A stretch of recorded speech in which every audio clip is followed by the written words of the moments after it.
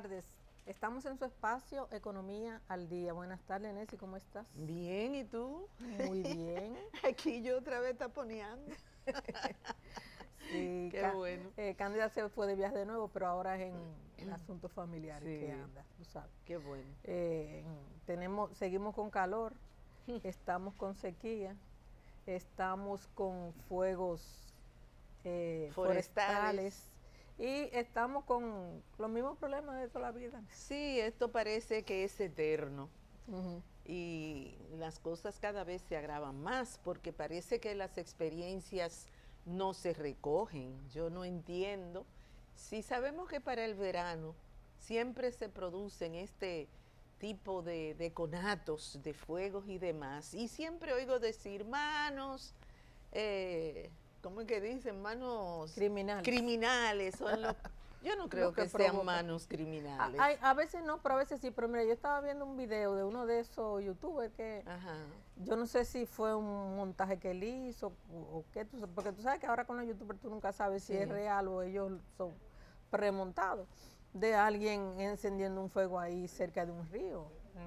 Entonces No sé hay en que qué tomar zona. previsiones, las autoridades deben tomar previsiones, aumentar la vigilancia para evitar que la gente durante el verano, que se sabe que el sol es implacable y los incendios se pueden producir simplemente porque las resinas de los árboles, Sobre pues todo los pinares. exactamente, están a expensa de ser afectadas por el calor que es un calor que parece el infierno. Ahora eso de los incendios forestales es una cosa impresionante porque en Europa Bueno. y en Estados Unidos Sí, no. están a un nivel, sobre todo en Sí, Europa, en sí, España, en Francia, sí, en Portugal, sí, están en unos niveles que sí. son Asombroso. asombrosos. Sí, eso Son mete mayores. miedo realmente. Exactamente. Pero yo quiero decir, hablando de cosas del momento, que el jueves en la Universidad Autónoma de Santo Domingo hubo un acto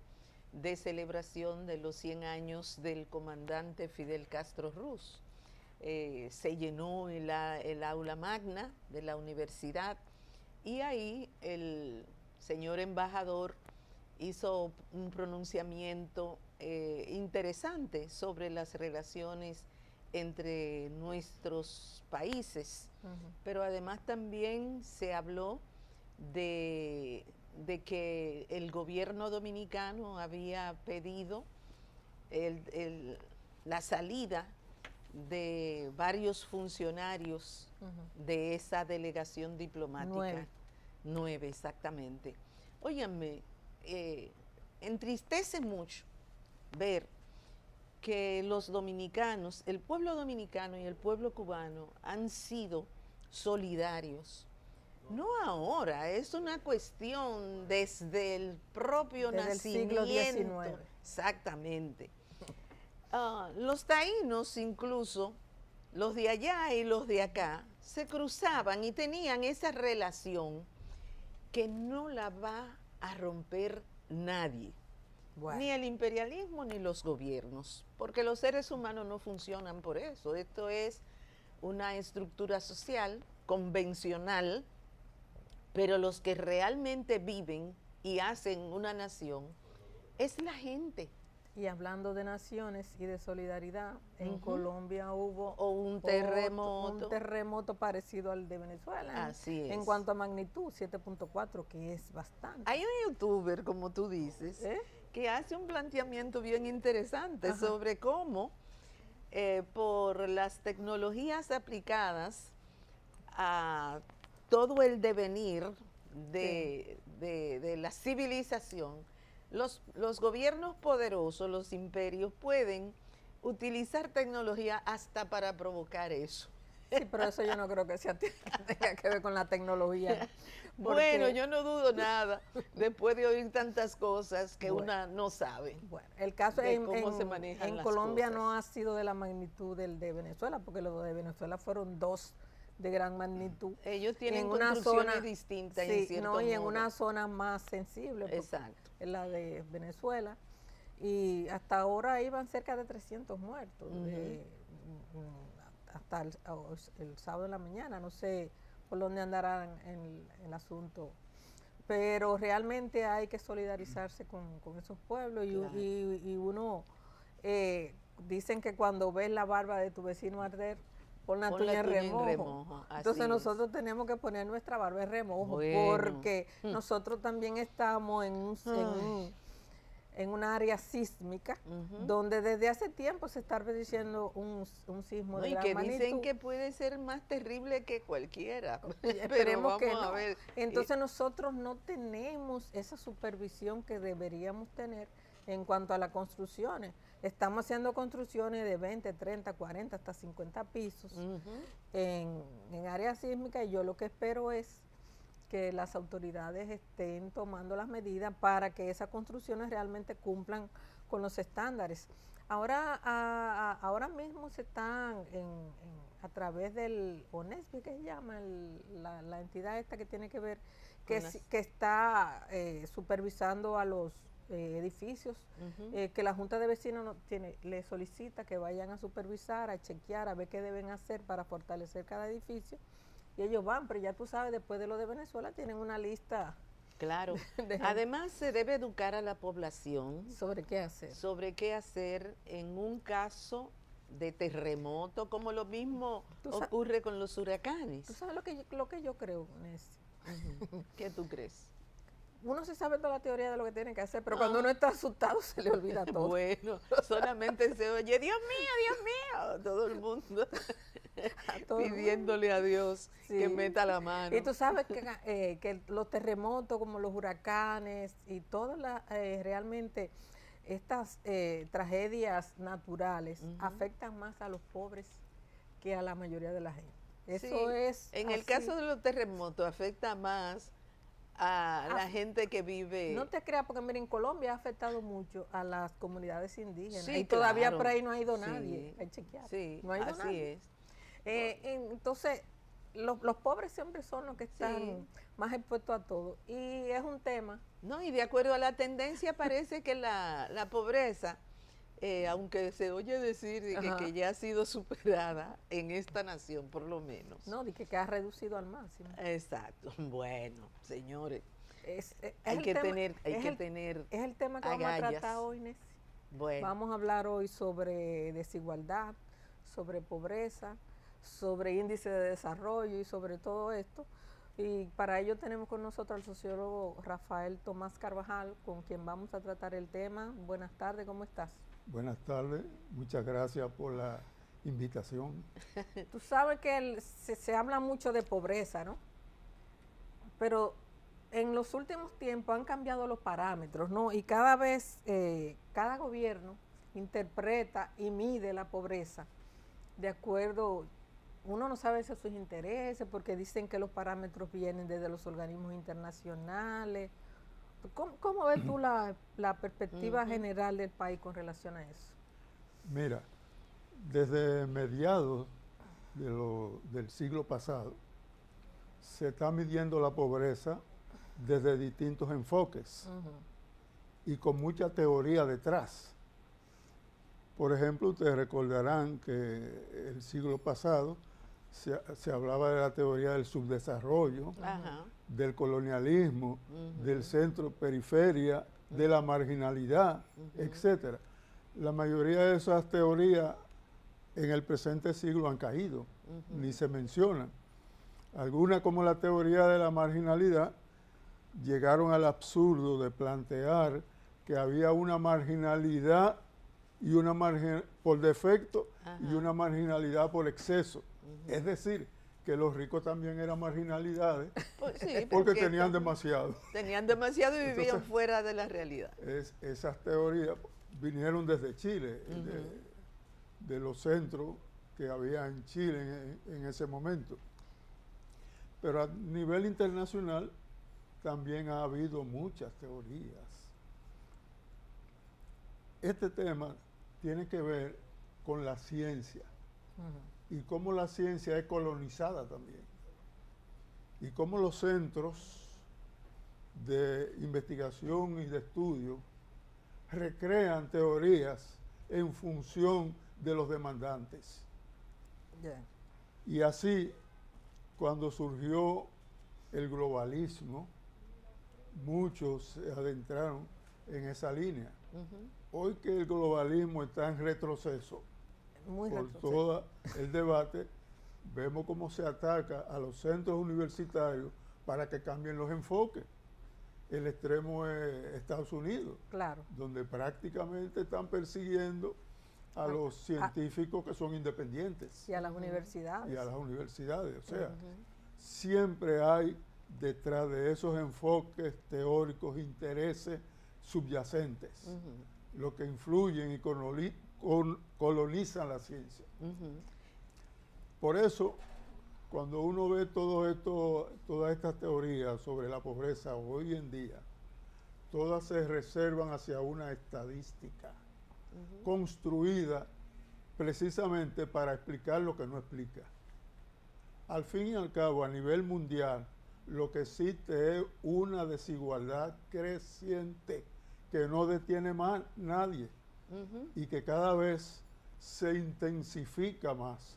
Sí, y esa desigualdad se reduce a pequeños grupos que dominan prácticamente todo el globo terráqueo y que además controlan no solamente las economías de los países centrales, sino también las economías de los países dependientes. Bueno, ahora se ha dado una generación de súper ricos, que cada uno de ellos tiene una riqueza superior al PIB de varios países. Así es.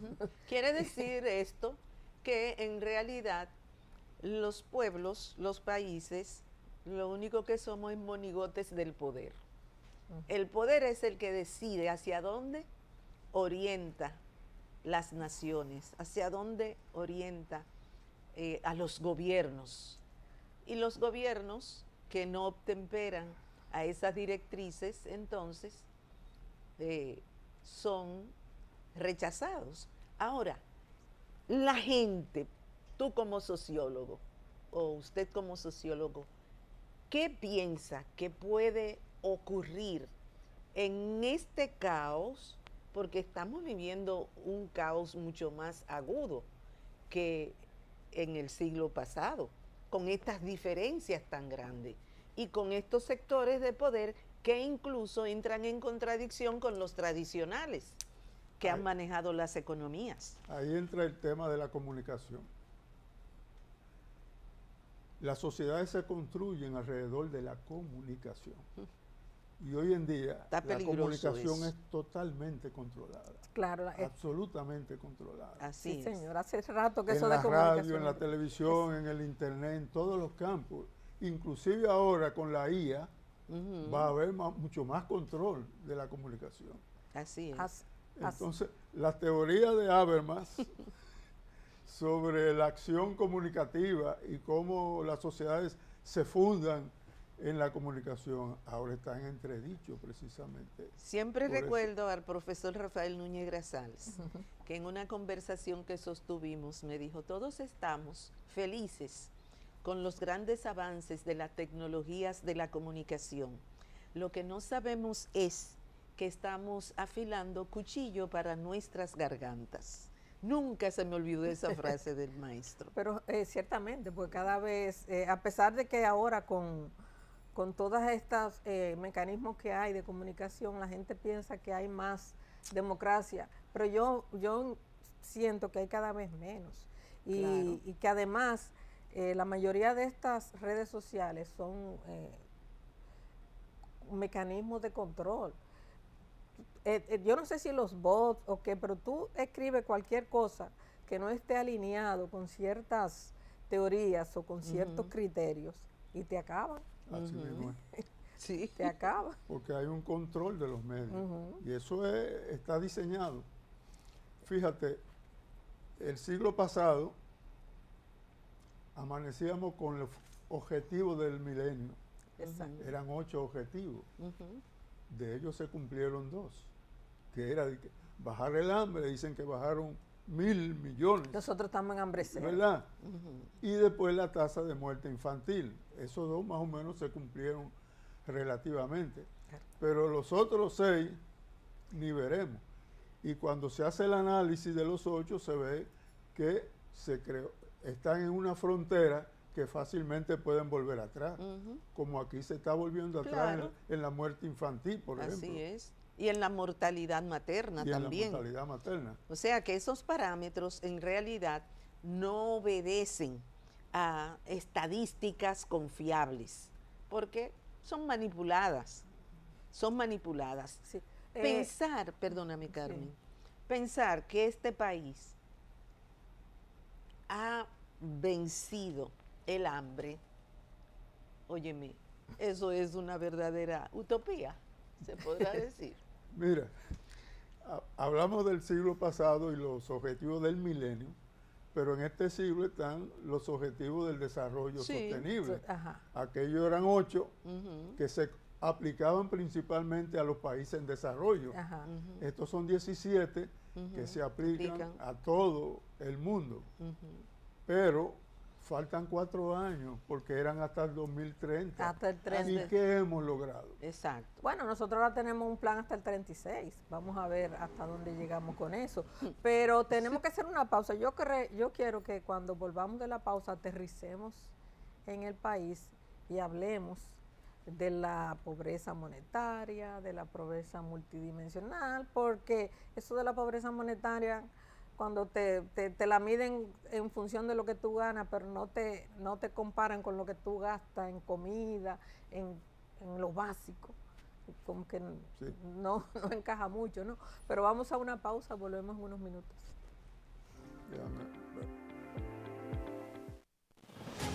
República Dominicana se prepara para recibir uno de los encuentros energéticos más importantes de la región.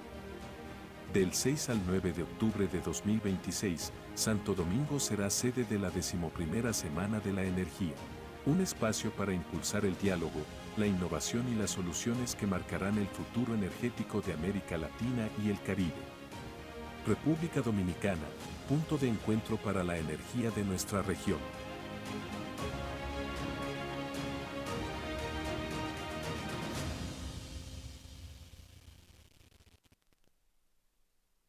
Sigue nuestra programación en vivo a través de nuestra página web el6.do, en YouTube como el6RD y en todas las redes sociales, Instagram, Facebook y TikTok. El 6, buena televisión en un 2x3.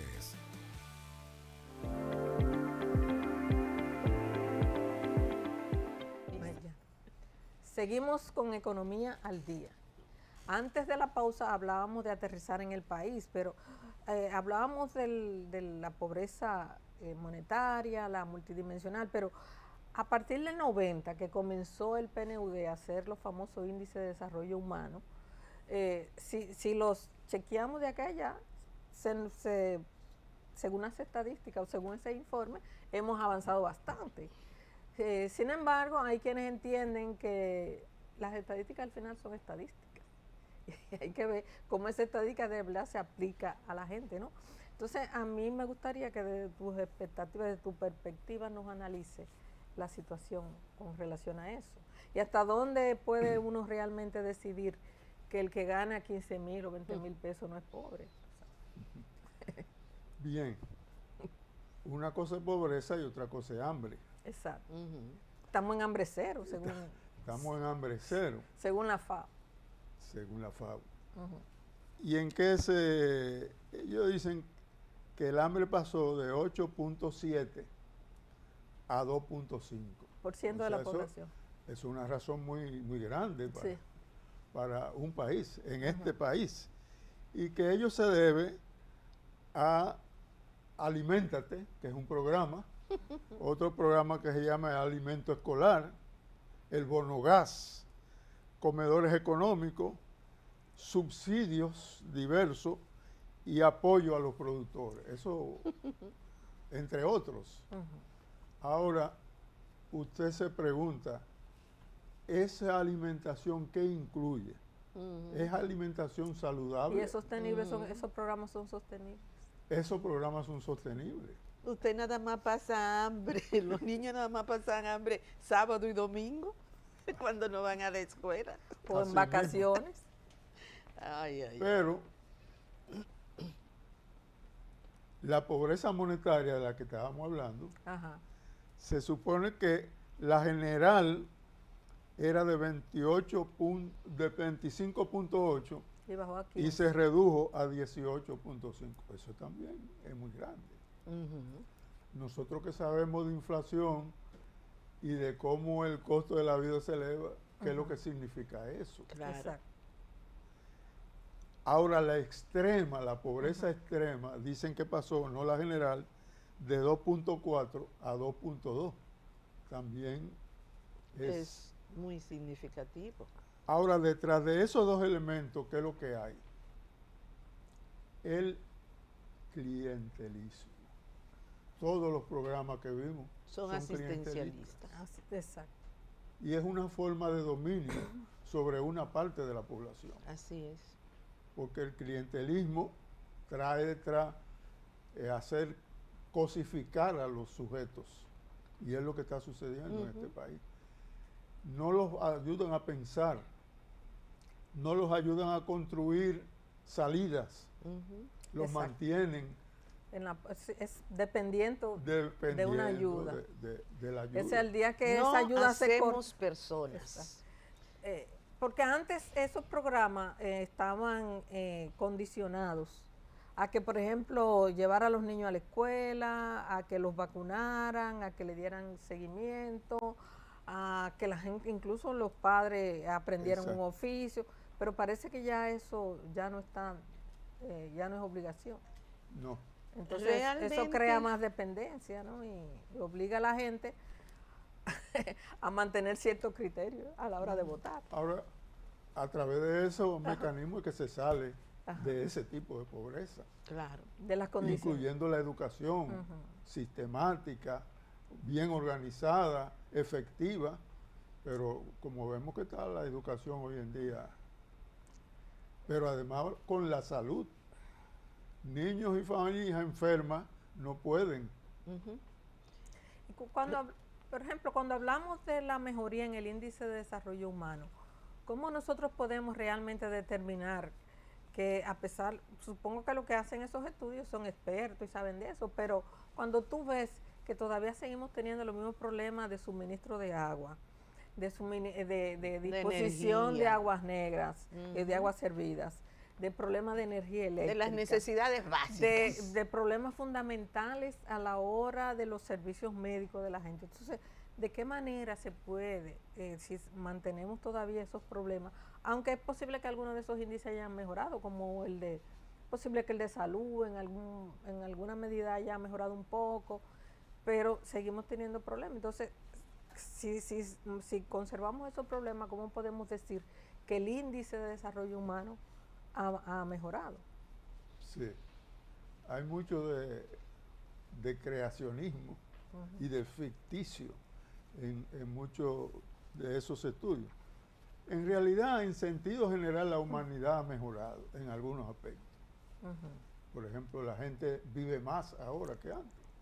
Quiere decir que la salud ha hecho su papel. Mucha gente ha salido de situaciones extremas y está, aunque sea colonizado, pero está mejor. Porque eso es lo que se mide. Se mide que está comiendo mejor, se mide que tiene mejor casa, y así es. La vivienda ha mejorado, pero todavía hay muchos sin viviendas. Y muchas viviendas precarias. Y muchas viviendas precarias. Pero hay casos, por los objetivos del milenio y los de ahora, sobre lo femenino. El papel de la mujer en la pobreza sigue siendo mayor, la pobreza de la mujer. Claro. Sobre todo la mujer que es madre soltera. No, y que dirige una familia ella sola. Exacto, porque los hogares son casi de mujeres las que ahora asumen las responsabilidades económicas del hogar. Antes era el cuido, ahora también son las económicas en los hogares. Por ejemplo, aquí el nivel de matrimonio es menor. La mayoría de las familias son monoparentales. ¿verdad? Así es. Y en ella el papel de la mujer es central. Fundamental. Así como su trabajo. Entonces, esto no se mide. Lo miden los organismos de mujeres que están en estudio detrás de eso, el CIPAF, no sé quién, pero no lo miden las otras estadísticas. ¿A qué puede conducir el hecho de que los programas de planificación del Estado de un país no se correspondan con una visión que se fundamente en tratar de solucionar aquellas dificultades que limitan el desarrollo de su gente? Ahí hay una función de intereses. Aquí, por ejemplo, esta economía que vive de turismo, zona franca, remesa, etcétera. Servicios, básicamente. Y servicios. Ujú. Por ejemplo, el turismo. Tengo por aquí la estadística. Los hoteles tienen salario de 21.840 frente a una canasta familiar básica de 49.000. ¿Cuál es la diferencia? Bueno, Más de la mitad. Y hablar de hoteles, habla de turismo. claro. O sea, que nos deja el turismo. Los bares y restaurantes y la zona franca también andan por ahí. Pero ni qué decir que el Banco Central tiene los famosos quintiles. El de más ingreso, ¿qué es lo que paga? Pero yo lo tengo por aquí. 39.000, no. 29.000 y una canasta de 49.000. Esos son los más ricos. Imagínese usted. Pero en un estudio que yo trabajé hace unos años, ¿no? Había determinado que, por ejemplo, en lo que tú comprabas con 100 pesos hace, ¿cómo te digo? Hace en los 80, por ejemplo, ya para esa época, estamos hablando de final, antes del 20, Sí. lo que te valían esos 100 pesos, te valían como 30, 39, una cosa así. Y el salario se había reducido en su poder de compra en el mismo porcentaje, ¿no? O sea, era casi un 30% lo que tú podías adquirir con el salario que tú tenías ya en la segunda década del 2000, en comparación con las décadas del siglo pasado. Claro. Y todo eso, y a esto se agrega estas tarifas de salario que nosotros tenemos, diferentes categorías, diferentes empresas y sectores. exacto, los famosos salarios sectorizados. Exacto. Porque yo digo, una gente que trabaja en una zona franca, o que trabaja en turismo, o que trabaja en agricultura, ¿a ellos le venden diferente la comida? No. Entonces, ¿por qué le ponemos entonces con tanta diferencia? Porque si tú me dices que fuera poca diferencia. Y ni siquiera hay planes tampoco de las instituciones. Y yo entiendo en algunos sectores, por ejemplo, como la pequeña empresa, la pequeña está en 18.000. Que no tiene tantos recursos para pagar, pero ¿por qué a los hoteles también se los sectoriza? Que a la zona franca, que son empresas que realmente al principio los hoteles dominicanos ganaban poco, sobre todo lo de la playa, porque eso de todo incluido tenía un margen de beneficio bastante pequeño, pero ya eso no es así, ya eso no es tan así. Entonces, eso de los salarios sectorizados en una economía donde nosotros tenemos, cuando tú viajas, por ejemplo, a cualquier país de nuestro entorno, Colombia, Venezuela, y tú comparas los precios de la canasta familiar en esos países con la de la República Dominicana, tú te quedas asombrado. Sí. Porque aquí realmente es cara el costo de la vida.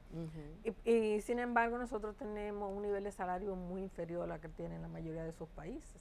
Claro. Entonces, encima lo sectorizamos, entonces no sé de qué manera se podría mejorar esto cuando tenemos un sector privado que no entiende que mientras mejor gana su empleado, más ellos venden y mejor le puede ir. Entonces no incorporan a eso lo que se llama la justicia social. No estamos en un país de consumo. Se supone que la economía de consumo, la economía capitalista debe fomentar el consumo.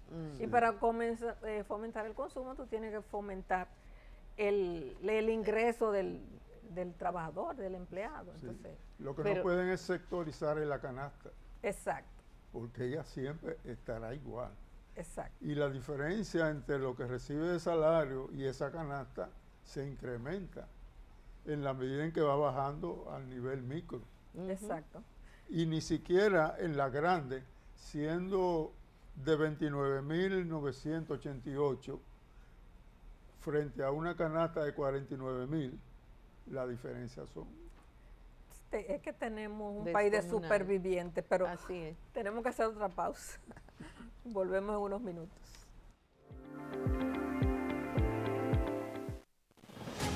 República Dominicana se prepara para recibir uno de los encuentros energéticos más importantes de la región. Del 6 al 9 de octubre de 2026, Santo Domingo será sede de la 11ª Semana de la Energía. Un espacio para impulsar el diálogo, la innovación y las soluciones que marcarán el futuro energético de América Latina y el Caribe. República Dominicana, punto de encuentro para la energía de nuestra región.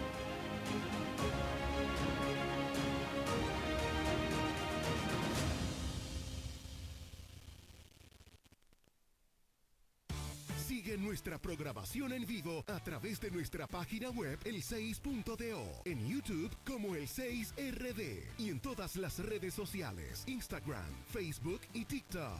El 6, buena televisión en un 2x3.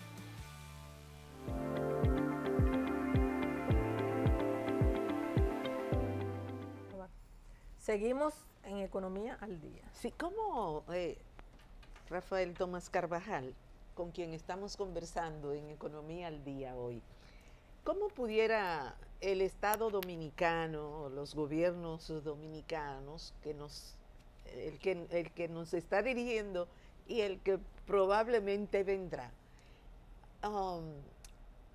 cambiar la manera en que los sectores productivos de la nación conciben su relación con la economía y el pueblo, que tiene que ver con el quehacer económico de este país? Perdón, ¿y de qué manera podría mejorar la relación entre el salario y la productividad del trabajador? Exacto. Es una pregunta muy difícil, porque ahora tenemos la ola conservadora en todo el mundo y sobre todo en América Latina. Y en el país. Y los empresarios cada vez se retrotraen a Adam Smith, a la Escuela de Libre Comercio, y a que todo es de los empresarios. De manera que Milei, Honduras, Ecuador, todos esos países que están en esa línea, ahora están influyendo Exacto. en la mentalidad de los empresarios en toda América Latina. Entonces, eso es muy difícil en este momento, en este país, donde usted ha visto cómo los empresarios han luchado contra el Código de Trabajo, porque quieren imponer una... Entonces, es muy difícil. No quiere decir que no haya empresarios conscientes, pero el empresariado es una clase. Y un empresario individual no cambia eso. Y las clases no se suicidan, no dicen se suicidan, los marxistas. La clase. Entonces, confiamos en que todavía, por cierta dependencia que tienen los empresarios del mismo Estado, pues se le pueda poner algunos frenos al excepcionalismo con que ellos pretenden manejarse. Pero esa respuesta es difícil. Eso es un trabajo que no solamente es de conciencia, es un trabajo que haya una presión universal desde la población. Pero la población está muy dividida, muy condicionada, muy sin capacidades de presión en este momento. tomando en cuenta, por ejemplo, estas políticas de derecha que se están diseminando por todas partes, a que, por ejemplo, ya desde antes del triunfo de Trump, pero a raíz del triunfo de Trump, de la influencia tanto de él como de Elon Musk y todas esas corrientes, en América Latina, por ejemplo, han surgido Chile, Argentina, Ecuador, ahora Colombia, hasta en medio Venezuela se está medio derechizando también. Hay algunos que, aunque comenzaron siendo de izquierda, como Nicaragua, tú no puedes decir que de izquierda, está El Salvador. Toda esa corriente, ¿no?, que estimulada tanto por los Estados Unidos, por el mismo Israel y todo eso, de alguna manera podrán impedir, por ejemplo, que aquí en el país, en una serie de reivindicaciones que se han estado solicitando desde hace mucho tiempo, sea más difícil cada vez de conseguir. Bueno, aterrizando aquí en el país. La olla de presión también explota. Sí. Y eso va a suceder. Pero yo siento que en el país estamos cada vez más adormecidos en ese sentido. Bueno, hay periodos que son así. Sí. Periodos de retroceso y periodos de avance. Entonces hay que confiar en eso. Y hay que confiar en que el papel de la clase media, lamentablemente, que es yo leí un artículo de La Paulino hoy en el Hoy, que era lo que decía, que ya no es el jamón del sándwich, sino la lechuga. Pero él tiene un papel, la clase media. Claro. Nosotros pues, somos y la humanidad media. deberá reaccionar a este desorden. Porque somos un factor de educación para esa población que todavía no es consciente. Pero yo siento que nosotros tenemos una clase media muy alienada. Sí, también. Bueno, pero muy demandante. Y que quiere vivir los estilos superiores y como cuando no lo logra, tiene que pelear. Exacto. Así es. Así es, el dinero no pare. Exacto. Entonces, tenemos la salud tan cara. Sí. Porque eso no está en la canasta, la vivienda cara, porque eso no está en la canasta, los servicios públicos caros, porque eso no está en la canasta. Y todo eso pesa, si además tú tienes una diferencia de 30,000, ¿a dónde te lleva eso? Bueno. Porque eso se llama canasta básica, recuerden, no es una canasta. No, y una clase media que está obligada a pagar educación porque no pone a sus hijos en las escuelas públicas, porque entienden que no tiene la calidad suficiente. Tiene que buscar la manera de agenciarse su propia agua potable porque no puede confiar en la que llega por en que le llegue por las tuberías, ¿no? Tiene que tener energía adicional, ya sea una planta, un inversor, una cosa. Entonces, eso encarece mucho. Y los salarios se mantienen, a pesar de que cada cierto tiempo hay unos aumentos, pero que casi siempre son mínimos y a veces nada más rozando un poquito la inflación. Sí. Y de ahí no pasa, o sea que mantienen su mismo nivel de la posibilidad de compra de ese salario. Entonces, yo como que no veo mucha salida, ¿no? Claro, y hay además, el hambre, la pobreza son procesos. Hay procesos para superarla, pero procesos para echarla para atrás. Entonces, los logros que hay ahora son una frontera muy limitada que se pueden retrotraer al pasado. Nosotros tenemos, por ejemplo, algunas provincias. Por ejemplo, en el país se habla mucho, por ejemplo, de la inmigración haitiana y que de la invasión y que si nos están invadiéndonos. Sin embargo, hasta ahora, yo creo que después de la muerte de Trujillo, no hemos tenido ningún gobierno que se interese como por mejorar las condiciones de vida de las provincias de la frontera, que se han ido despoblando poco a poco y se han estado, las casas que abandonan los dominicanos las ocupan los haitianos y se mantienen los niveles de pobreza enormes en la mayoría en todas las provincias, incluyendo a Pedernales, que ahora las autoridades están tomando muy en cuenta por sus posibilidades que tiene en el desarrollo del turístico, ¿no? Porque realmente tiene una cantidad de condiciones ahí enormes. Entonces, ¿cómo tú ves el problema que tenemos ahora con las provincias de la frontera del país, sobre todo las del sur? Porque en el norte, Montecristi, por ejemplo, no tiene tanto problema de, creo yo, ni Santiago Rodríguez.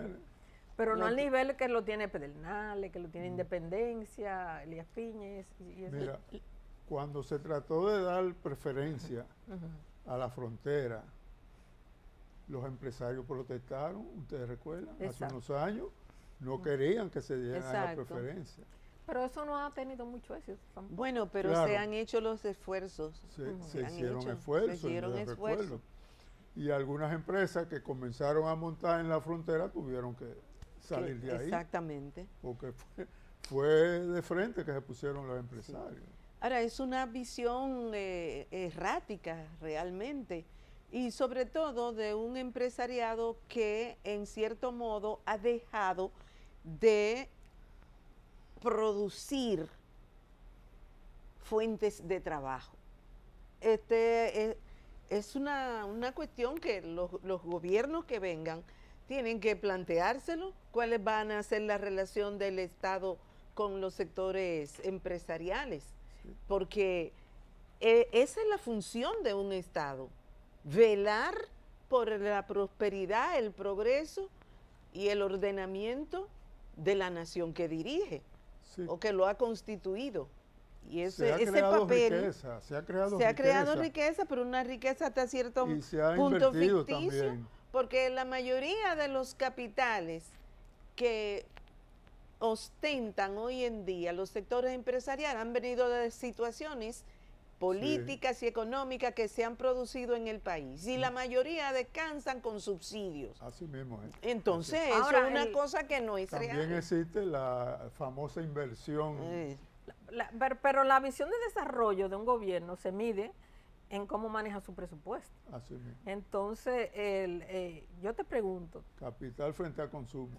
¿Tú crees que en el país los gobiernos dominicanos realmente han manejado un presupuesto encaminado hacia el desarrollo?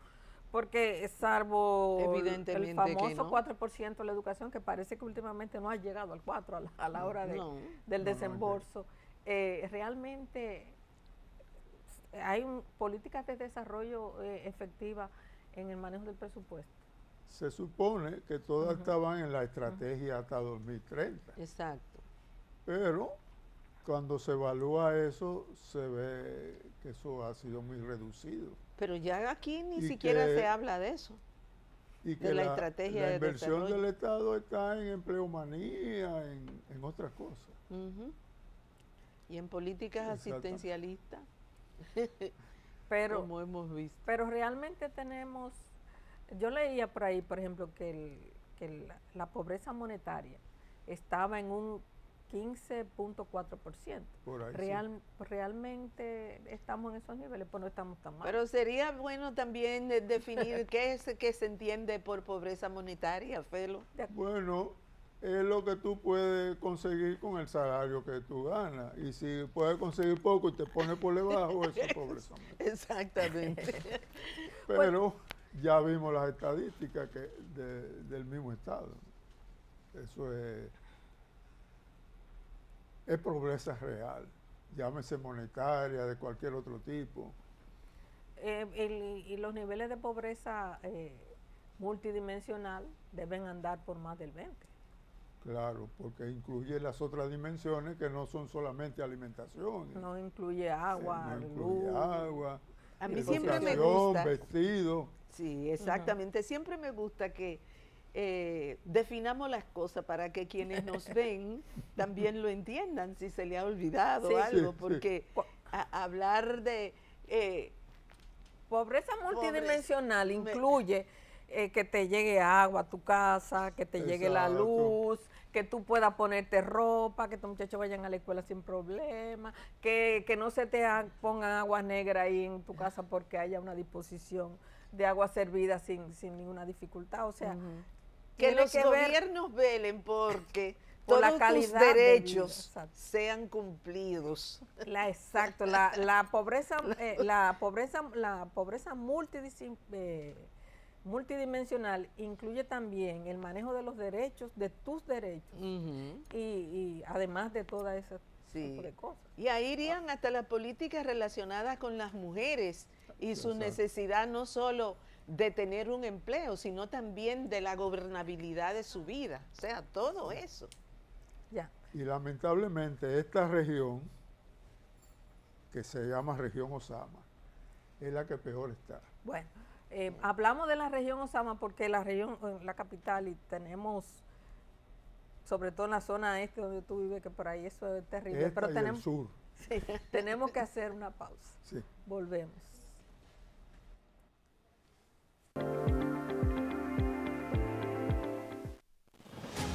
República Dominicana se prepara para recibir uno de los encuentros energéticos más importantes de la región. Del 6 al 9 de octubre de 2026, Santo Domingo será sede de la 11ª Semana de la Energía. Un espacio para impulsar el diálogo, la innovación y las soluciones que marcarán el futuro energético de América Latina y el Caribe. República Dominicana, punto de encuentro para la energía de nuestra región.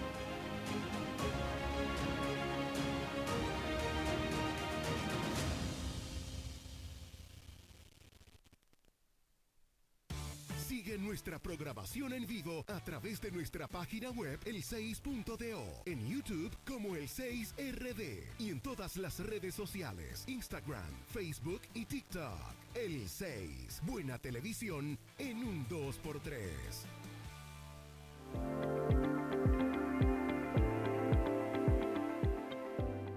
En Economía al Día hoy estamos como en un ensayo para entender, Estamos conversando. realmente. estamos conversando para entender el progreso de esta nación, la superación del hambre, La pobreza. el crecimiento, la pobreza, cómo se ve, cómo lo sentimos realmente. Y midiendo esto, Rafael Tomás Carvajal, ¿qué podemos decir sobre la eficiencia y hasta el futuro de la seguridad social del dominicano y la dominicana? El problema es el esquema estructural con que se ha organizado la seguridad social y la puesta en manos bancarias Sí, porque se de hizo todo el sistema. como una visión empresarial más que Sí, social. Es una visión exactamente más empresarial que social. Exacto. Entonces, se han perdido muchos puntos de seguridad. A veces la caja famosa antigua Sí, la era caja más del eficiente Seguro que Social, esta en algunos así es. aspectos. Sí, porque tenía hasta las empresas que producían los medicamentos que más demandaba la población dominicana. Y hoy en día, que debería ser así, no existe eso. O sea, el sistema de seguridad social se ha estancado 23 años. Nació y no se ha podido desarrollar. Sí. Pero tiene algunas ventajas, por ejemplo, Tiene con su- relación a las pensiones, que van a ser muy pequeñas las que van a recibir la gente, pero por lo menos hay una Sí. esperanza de Ujú. tener una pensión, que antes no era tan seguro. A Pero- menos que tú No, trabajaras no, en no. el Estado. La Pero pensión todavía hay es- muchos problemas para devolver recursos, claro. para una serie de aspectos. No, Sí. y el problema está en que anteriormente Ujú. el trabajador recibía su pensión y esa pensión era hasta que él se iba. Hasta que se muriera. Actualmente tu pensión será hasta cuando te rinda lo que has ahorrado, porque la pensión ahora no es solidaria, No. depende Es de lo que individual. usted como individuo Sí. ha ido acumulando. Ahora, la administración es más eficiente, pero más injusta. Claro. Claro, porque ahora los que la administran buscan su rentabilidad de ellos. Exactamente, y lo demás, Exacto. No, eso hay que arreglarlo definitivamente. Lo- El concepto... lo cierto es que cuando adoptamos el modelo chileno, ¿no es? Porque eso Ah, vino de sí, Chile. y de se Chile, implantó Colombia. aquí, Sí. y luego en otros México. países, y el resultado ha sido el mismo.